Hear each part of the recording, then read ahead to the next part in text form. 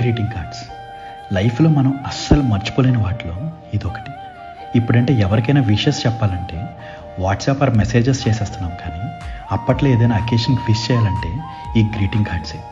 December వచ్చిందంటే చిన్నప్పుడు ఊర్లో ఎక్కడ చూసినా గ్రీటింగ్ కార్డ్ షాప్సే. న్యూ ఇయర్ దగ్గరికి వచ్చేసరికి అమ్మ నాన్న డబ్బులు అడిగి మరి మన బ్యాచ్ని వేసుకుని గ్రీటింగ్ కార్డ్ షాప్స్కి పరిగెట్టేవాళ్ళం. అక్కడ ఉన్న కలర్ఫుల్ గ్రీటింగ్ కార్డ్స్ చూస్తే మైండ్ పోయేది. Especially music greetings. ఓపెన్ చేయగానే మ్యూజిక్ ప్లే అవుతుంది.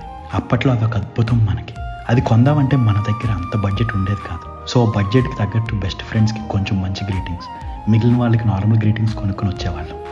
అబ్బాయిలకైతే సినిమా హీరోల గ్రీటింగ్స్, అమ్మాయిలకైతే హీరోయిన్ పిక్స్ ఉండే గ్రీటింగ్స్, టీచర్స్కి అయితే ఫ్లవర్స్ ఉండే గ్రీటింగ్స్. ఇంకా న్యూ ఇయర్ రోజు సైకిల్ వేసుకుని స్కూల్ హాలిడే అయినా సరే ఫ్రెండ్స్ అందరిళ్ళకి వెళ్ళి గ్రీటింగ్ కార్డ్స్ అండ్ చాక్లెట్స్ ఇచ్చి విష్ చేయడం, వాళ్ళు ఇచ్చే గ్రీటింగ్ కార్డ్స్ తీసుకోవడం.